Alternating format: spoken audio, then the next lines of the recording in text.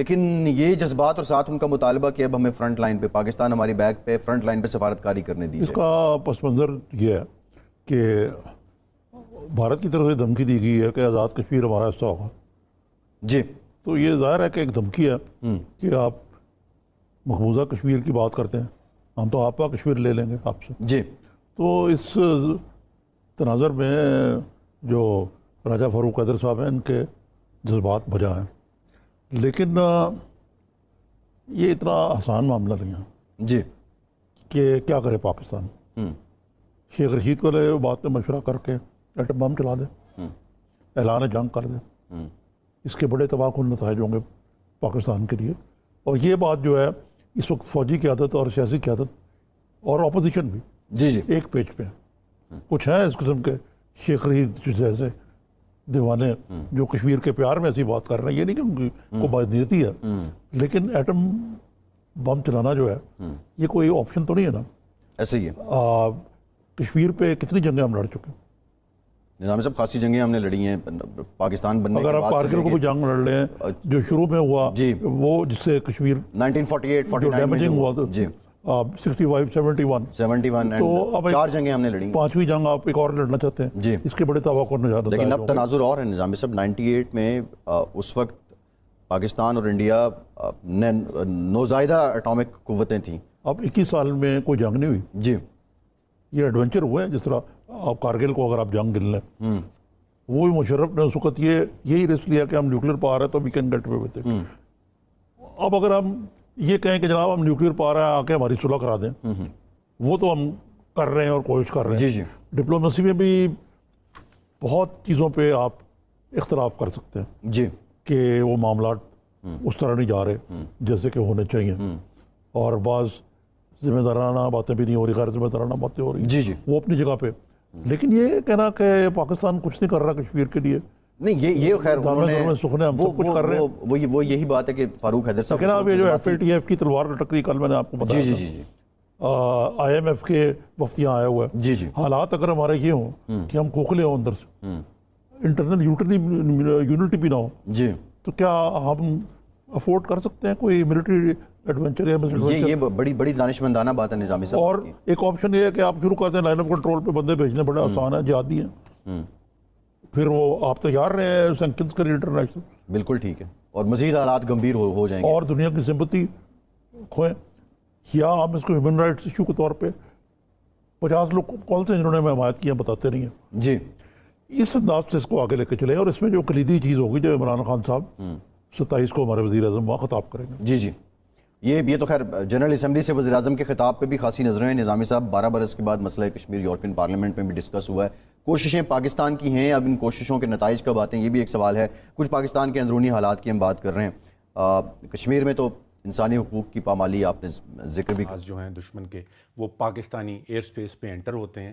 اور اس میں غور کرنے والی بات یہ ہے کہ جو 2 قسم کے بم لگائے تھے یا میسائلز لگائے ہوئے تھے، ایک سپائس کہلاتا ہے، وہ بھی اسرائیل میں ڈیزائن کیا گیا، وہ ان میراجز کے ساتھ لگے ہوئے تھے، اور ایک اسرائیلی پوپائے میسائلز کہلاتا ہے. تو یہاں پہ ایک وہ لگ رہا ہے جیسے اسرائیلی اور انڈیا کا کوئی جوائنٹ سا ایفرٹ لگ رہا ہے. اور یہ سارے جہاز آتے ہیں اور جبہ ٹاپ بالا کوٹ میں جنگل کی پہاڑی کے ایک ٹاپ کے اوپر آ کے اپنی بمباری کر کے اور وہ ڈر کے واپس نکل جاتے ہیں.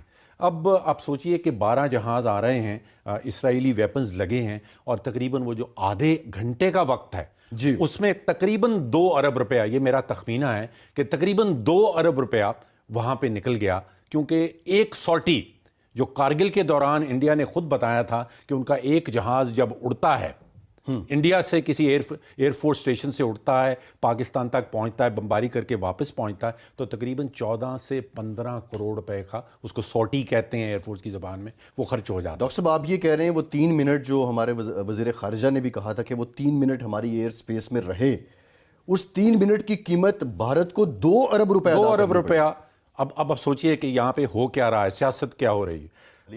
لیکن ڈاکٹر صاحب ذرا جو دفاعی بجٹ ہیں، پاکستان کتنا پیسہ دفاع پہ لگا رہا ہے، دہشت گردی کے خلاف جنگ لڑنے کے باوجود ہم نے کتنے پیسے رکھے ہوئے ہیں، اور انڈیا جس میں مختلف علیحدگی پسند تحریکیں تو ہیں لیکن اس طرح کی دہشت گردی نہیں ہوئی جو پاکستانیوں نے فیس کی ہے، وہ کتنے پیسے رکھ چکے ہیں؟ دیکھیے $60 ارب کا مجموعی بجٹ ہے انڈیا کا، دفاعی بجٹ جی، دفاع کے اوپر، مطلب ایئر فورس، نیوی اور آرمی کو ملا کے وہ $60 ارب خرچ کر رہے ہیں، اور ہمارے پاس $8 ارب سے زیادہ کا پیسہ نہیں بچتا تینوں فورسز کے لیے، تینوں فورسز کے لیے. ٹھیک. تو آپ سوچئے ایک طرف $60 ارب خرچ کر رہے ہیں اور ہم صرف کر رہے ہیں 8.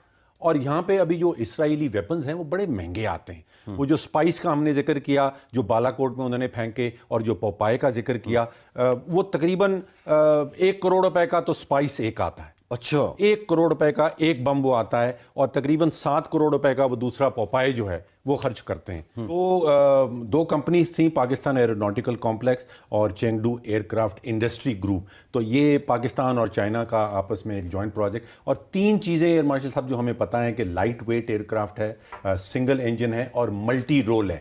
اور اندازاً پبلک سورسز یہ کہتے ہیں کہ $25 ملین سے کہیں $30 ملین تک کا یہ ایک جہاز بنتا ہے.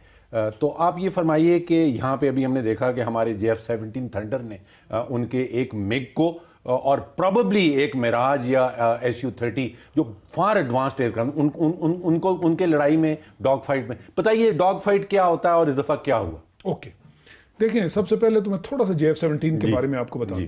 اگر اس کو تاریخی طور پر آپ بریف اسی فارم میں دیکھنا چاہیں تو وہ اس طرح ہے کہ 90 کی دہائی میں آپ کو یاد ہوگا جو ہی وہ افغانستان کی جنگ بند ہوئی، روس کو ہرا دیا گیا، امریکہ فارغ ہو گیا، تو اس کے فوراً بعد ہمارے اوپر جو ہے وہ سینکشنز لگا دی ہیں، جو کہ امریکہ کا ٹریک ریکارڈ ہے. اپنا کام مکمل ہوا، اس کے فوراً بعد نیوکلیئر کیپیبلٹی کی بنیاد پر کہ جی آپ آگے چلے جا رہے ہیں تو ہم آپ کو فردر، جو امریکن پریزیڈنٹ ہے وہ اس کو ریٹیفائی نہیں کر سکتا، لہذا آپ پر پابندی لگ گئی.